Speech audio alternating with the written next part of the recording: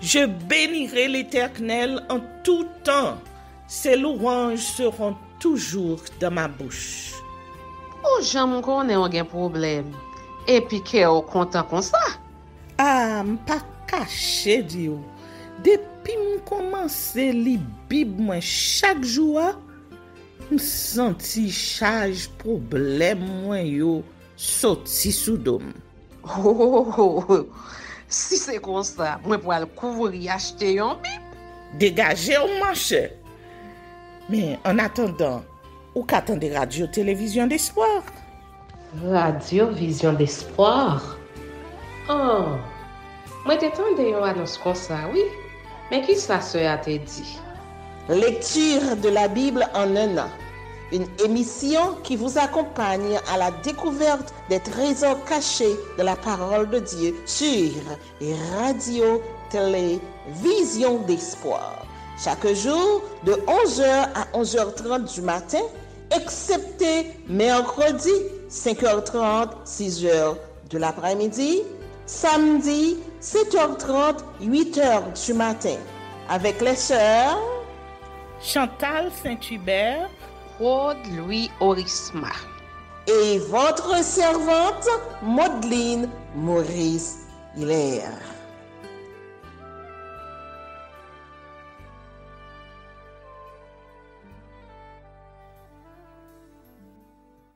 Saint-Esprit de Dieu, fais-nous la grâce de jouir de ta présence durant cette lecture qui enseigne, convainc, corrige, instruit et qui sauve. Au nom de Jésus. Amen.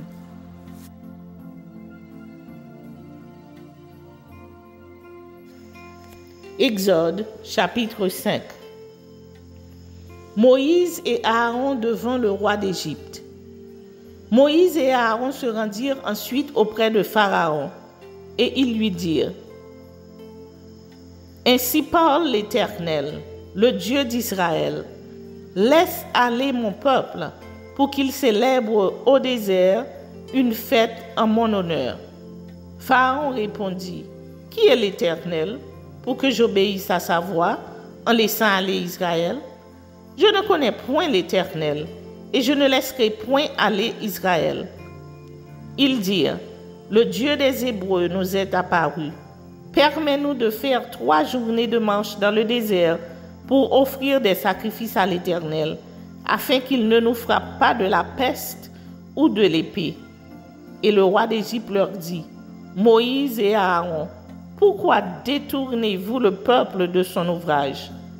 Allez à vos travaux. Les charges du peuple d'Israël augmentaient par ordre de Pharaon. Pharaon dit: Voici, ce peuple est maintenant nombreux dans le pays, et vous lui feriez interrompre ses travaux? En ce jour même, Pharaon donna un ordre aux inspecteurs du peuple et aux commissaires: Vous ne donnerez plus, comme auparavant, de la paille au peuple pour faire des briques, qu'ils aillent eux-mêmes se ramasser de la paille. Vous leur imposerez néanmoins la quantité de briques qu'ils faisaient auparavant. Vous n'en retrancherez rien, car ce sont des paresseux. Voilà pourquoi ils crient en disant: Allons offrir des sacrifices à notre Dieu. Que l'on charge de travail ces gens, qu'ils s'en occupent, et ils ne prendront plus garde à des paroles de mensonge. Les inspecteurs du peuple et les commissaires vinrent dire au peuple: Ainsi parle Pharaon, je ne vous donne plus de paille. Allez vous-même vous procurer de la paille, et vous en trouverez, car l'on ne retranche rien de votre travail. Le peuple se répandit dans tout le pays d'Égypte pour ramasser du chaume au lieu de paille. Les inspecteurs les pressaient en disant: Achevez votre tâche, jour par jour, comme quand il y avait de la paille. On bâtit, même les commissaires des enfants d'Israël, établis sur eux par des inspecteurs de Pharaon. Pourquoi, disait-on, n'avez-vous pas achevé hier et aujourd'hui, comme auparavant, la quantité de briques qui vous avait été fixée. Les commissaires des enfants d'Israël allèrent se plaindre à Pharaon et lui dire, « Pourquoi traites-tu ainsi tes serviteurs? On ne donne point de paille à tes serviteurs et l'on nous dit, faites des briques. Et voici tes serviteurs sont battus comme si ton peuple était coupable. » Pharaon répondit, « Vous êtes des paresseux, des paresseux. Voilà pourquoi vous dites, allons offrir des sacrifices à l'Éternel. Maintenant, allez travailler. On ne vous donnera point de paille et vous livrerez la même quantité de briques. » Les commissaires des enfants d'Israël virent qu'on les rendait malheureux en disant, « Vous ne retrancherez rien de vos briques, chaque jour la tâche du jour. » En sortant de chez Pharaon, ils rencontrèrent Moïse et Aaron qui les attendaient. Ils leur dirent, « Que l'Éternel vous regarde et qu'il juge.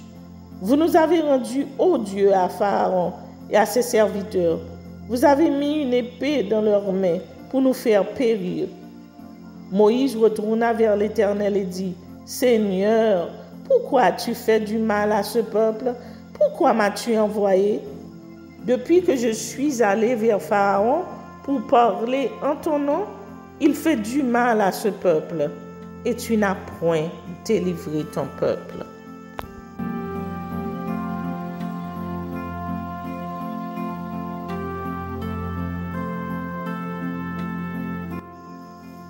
Exode chapitre 6. La délivrance promise par l'Éternel. L'Éternel dit à Moïse, « Tu verras maintenant ce que je ferai à Pharaon. Une main puissante le forcera à les laisser aller. Une main puissante le forcera à les chasser de son pays. » Dieu parla encore à Moïse et lui dit, « Je suis l'Éternel. Je suis apparu à Abraham, à Isaac et à Jacob, comme le Dieu Tout-Puissant, mais je n'ai pas été connu d'eux sous mon nom, l'Éternel. J'ai aussi établi mon alliance avec eux pour leur donner le pays de Canaan, le pays de leur pèlerinage dans lequel ils ont séjourné. J'ai entendu les gémissements des enfants d'Israël que les Égyptiens tiennent de la servitude et je me suis souvenu de mon alliance. C'est pourquoi, dis aux enfants d'Israël, je suis l'Éternel, je vous affranchirai des travaux dont vous chargent les Égyptiens. Je vous délivrerai de leur servitude et je vous sauverai à bras étendus et par de grands jugements. Je vous prendrai pour mon peuple, je serai votre Dieu et vous saurez que c'est moi, l'Éternel, votre Dieu, qui vous a franchi des travaux dont vous chargent les Égyptiens. Je vous ferai entrer dans le pays que j'ai juré de donner à Abraham, à Isaac et à Jacob. Je vous le donnerai en possession, moi l'Éternel. » Ainsi parla Moïse aux enfants d'Israël, mais l'angoisse et la dure servitude les empêchèrent d'écouter Moïse. L'Éternel parla à Moïse et dit, « Va, parle à Pharaon, roi d'Égypte, pour qu'il laisse aller les enfants d'Israël hors de son pays. » Moïse répondit en présence de l'Éternel, « Voici, les enfants d'Israël ne m'ont point écouté. Comment Pharaon m'écouterait-il, moi qui n'ai pas la parole facile? » L'Éternel parla à Moïse et à Aaron et leur donna des ordres au sujet des enfants d'Israël et au sujet de Pharaon, roi d'Égypte, pour faire sortir du pays d'Égypte les enfants d'Israël. Généalogie de Moïse et d'Aaron. Voici les chefs de leur famille. Fils de Ruben, premier-né d'Israël, Enoch, Palu, Etzron et Carni. Ce sont là les familles de Ruben. Fils de Siméon, Jemuel, Jamin, Ohad, Jakin et Tsochar. Et Saül, fils de la Cananéenne. Ce sont là les familles de Siméon. Voici les noms des fils de Lévi avec leur postérité. Gershom, Kehath et Merani. Gershom, Kérath et Merari. Les années de la vie de Lévi furent de 137 ans. Fils de Gershom, Libni et Shimei et leurs familles. Fils de Kehath, Amram, Jitséha, Hébron et Uziel. Les années de la vie de Kehath furent de 133 ans. Fils de Merari, Mashli et Mushi. Ce sont là les familles de Lévi avec leur postérité. Amram prit pour femme Jochébed, sa tante, et elle lui enfanta Aaron et Moïse. Les années de la vie d'Amram furent de 137 ans. Fils de Jitséha, Koré, Népheg et Zikri. Fils d'Uziel, Mishaël, Elsaphan et Sitri. Aaron prit pour femme Elisheba, fille d'Aminadab, sœur de Nachon, et elle lui enfanta Nadab, Abihu, Éliazar et Itamar. Fils de Coré, Assir, Elkana et Abiasaph. Ce sont là les familles des Corites. Éléazar, fils d'Aaron, prit pour femme une des filles de Putiel, et elle lui enfanta Phiné. Tels sont les chefs des familles des Lévites avec leurs familles. Ce sont là c'est Aaron et ce Moïse à qui l'Éternel dit: faites sortir du pays d'Égypte les enfants d'Israël selon leurs armées. Ce sont eux qui parlèrent à Pharaon, roi d'Égypte, pour faire sortir d'Égypte les enfants d'Israël. Ce sont là ce Moïse et ce Aaron. Lorsque l'Éternel parla à Moïse dans le pays d'Égypte, l'Éternel dit à Moïse: je suis l'Éternel. Dis à Pharaon, roi d'Égypte, tout ce que je te dis. Et Moïse répondit en présence de l'Éternel: voici, je n'ai pas la parole facile. Comment Pharaon m'écouterait-il?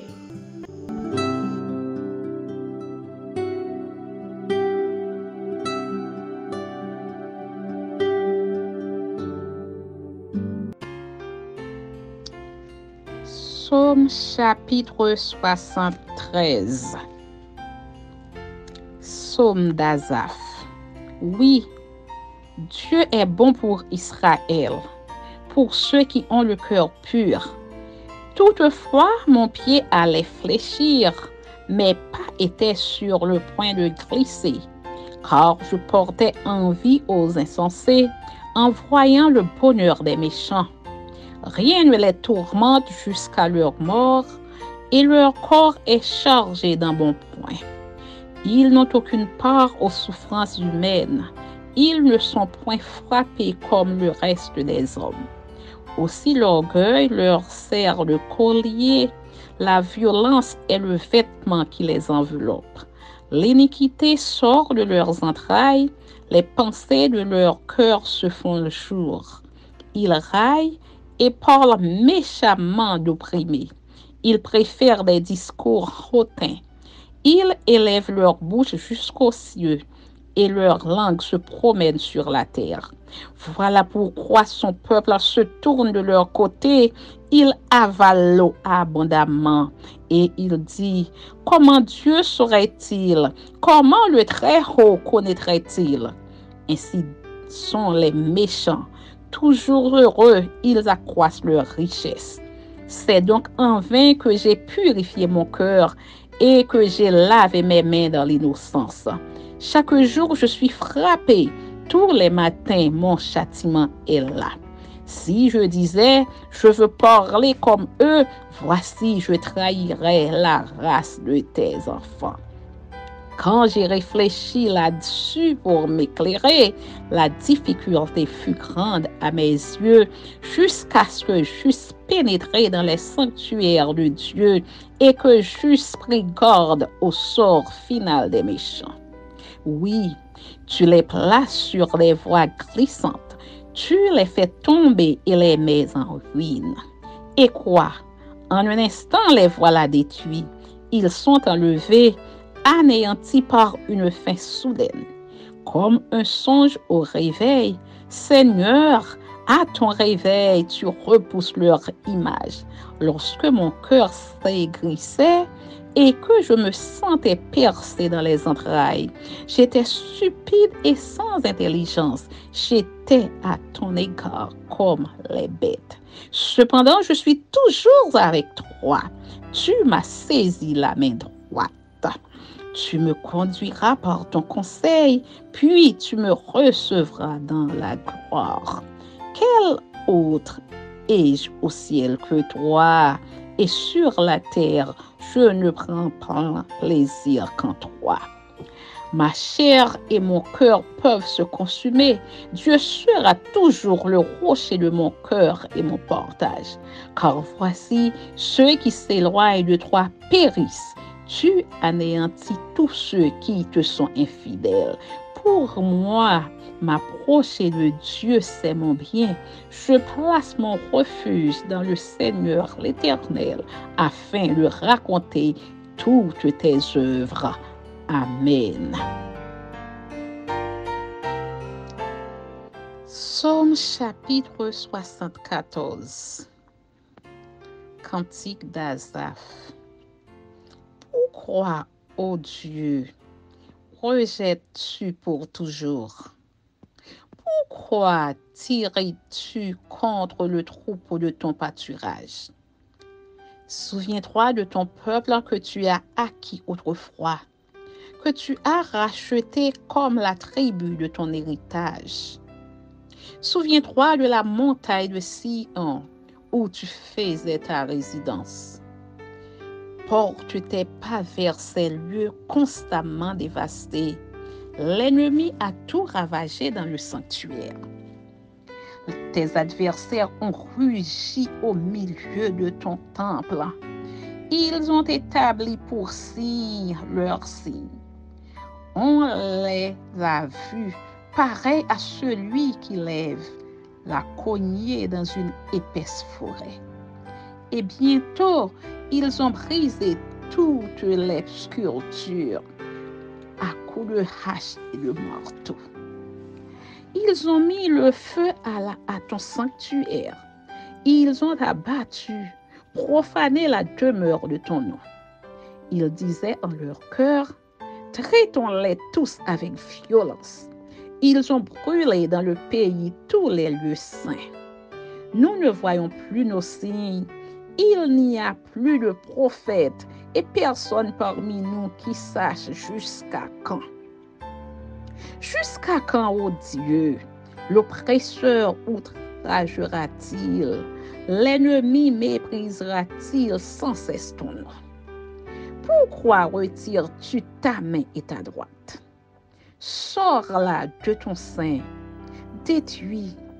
Dieu est mon roi dès les temps anciens, lui qui opère des délivrances au milieu de la terre. Tu as fendu la mer par ta puissance, tu as brisé les têtes des monstres sur les eaux. Tu as écrasé la tête du crocodile, tu l'as donné pour nourriture au peuple du désert. Tu as fait jaillir des sources et des torrents. Tu as mis à sec des fleuves qui ne tarissent point. À toi est le jour, à toi est la nuit. Tu as créé la lumière et le soleil. Tu as fixé toutes les limites de la terre. Tu as établi l'été et l'hiver. Souviens-toi que l'ennemi outrage l'Éternel et qu'un peuple insensé méprise ton nom. Ne livre pas aux bêtes l'âme de ta tourterelle. N'oublie pas à toujours la vie de tes malheureux et égare à l'alliance. Car les lieux sombres du pays sont pleins de repères de brigands. Que l'opprimé ne retourne pas confus. Que le malheureux et le pauvre célèbrent ton nom. Lève-toi, ô Dieu, défends ta cause. Souviens-toi des outrages que te fait chaque jour l'insensé. N'oublie pas les clameurs de tes adversaires, le tumulte sans cesse croissant de ceux qui s'élèvent contre toi. Amen.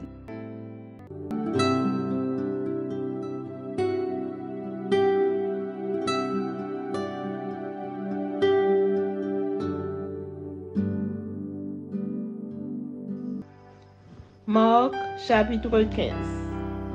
Jésus devant Pilate, gouverneur romain.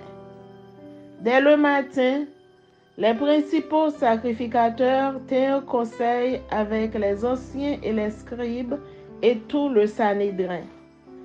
Après avoir lié Jésus, ils l'emmenèrent et le livrèrent à Pilate. Pilate l'interrogea: « Es-tu le roi des Juifs ?» Jésus lui répondit: « Tu le dis. » Les principaux sacrificateurs portaient contre lui plusieurs accusations.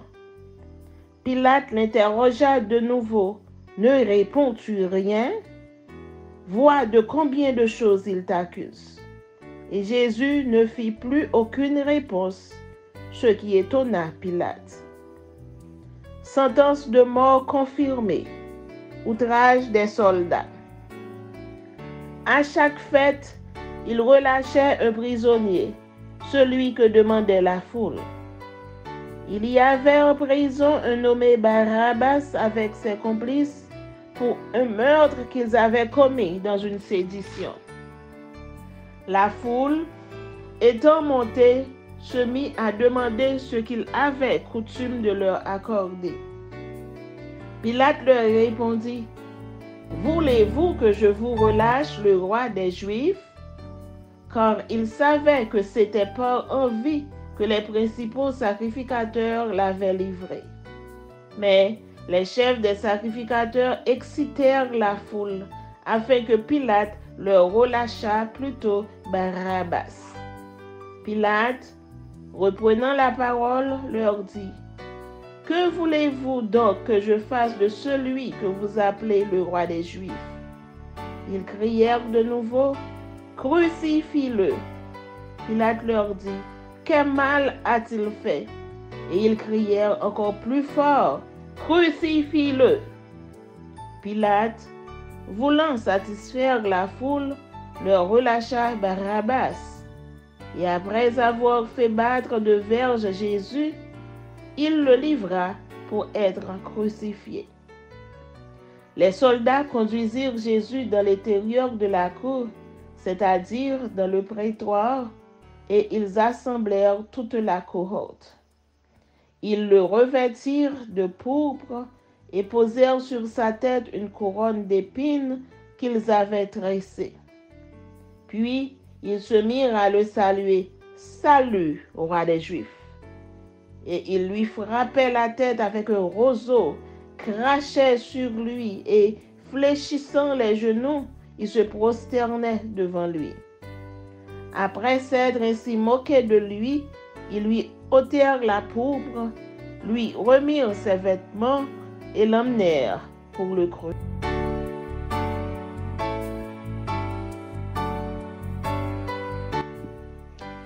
Jésus crucifié. Ils forcèrent à porter la croix de Jésus un passant qui revenait des champs, Simon de Cyrène, père d'Alexandre et de Rufus. Et ils conduisirent Jésus au lieu nommé Golgotha, ce qui signifie lieu du crâne. Ils lui donnèrent à boire du vin mêlé de myrrhe, mais il ne le prit pas. Ils le crucifièrent et se partagèrent ses vêtements en tirant au sort pour savoir ce que chacun aurait. C'était la 3e heure quand ils le crucifièrent. L'inscription indiquant le sujet de sa condamnation portait ces mots: « Le roi des Juifs ». Ils crucifièrent avec lui 2 brigands, l'un à sa droite et l'autre à sa gauche. Ainsi fut accompli ce que dit l'Écriture, il a été mis au nombre des malfaiteurs. Les passants l'injuriaient et secouaient la tête en disant « Hey, toi qui détruis le temple et qui le rebâtis en 3 jours, sauve-toi toi-même en descendant de la croix. » Les principaux sacrificateurs aussi, avec les scribes, se moquaient entre eux et disaient « Il a sauvé les autres et il ne peut se sauver lui-même. » Que le Christ, le roi d'Israël, descende maintenant de la croix afin que nous voyions et que nous croyions. Ceux qui étaient crucifiés avec lui l'insultaient aussi. La 6e heure étant venue, il y eut des ténèbres sur toute la terre jusqu'à la 9e heure.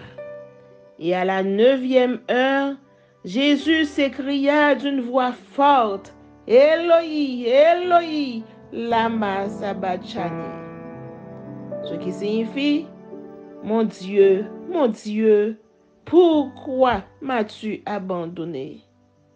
Quelques-uns de ceux qui étaient là, l'ayant entendu dire « Voici, il appelle Élie » et l'un d'eux courut remplir une éponge de vinaigre et, l'ayant fixé à un roseau, il lui donna à boire en disant « Laissez, voyons si Élie viendra le descendre. » Mais Jésus, ayant poussé un grand cri, expira. Le voile du temple se déchira en 2, depuis le haut jusqu'en bas. Le centenier qui était en face de Jésus, voyant qu'il avait expiré de la sorte, dit « Assurément, cet homme était fils de Dieu. » Il y avait aussi des femmes qui regardaient de loin. Parmi elles était Marie de Magdala, Marie, mère de Jacques, le mineur, et de Jose et Salomé, qui le suivaient et le servaient lorsqu'il était en Galilée, et plusieurs autres qui étaient montés avec lui à Jérusalem.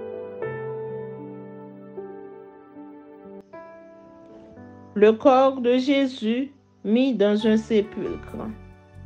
Le soir étant venu, comme c'était la préparation, c'est-à-dire la veille du sabbat, arriva Joseph d'Arimathée, conseiller de distinction, qui lui-même attendait aussi le royaume de Dieu.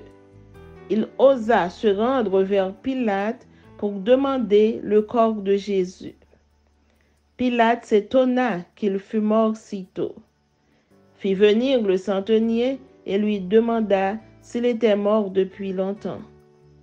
S'en étant assuré par le centenier, il donna le corps à Joseph.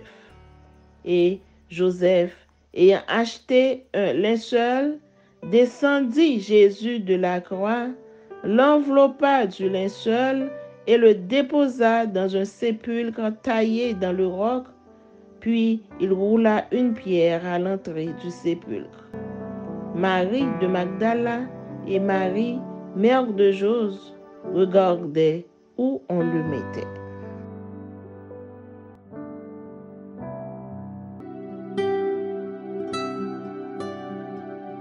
Merci Seigneur de nous donner le discernement dans la lecture de ta parole, que nous y prêtions attention afin d'appliquer notre cœur à la sagesse. Amen. Que celui qui a des oreilles pour entendre, entende, et que celui qui lit fasse attention.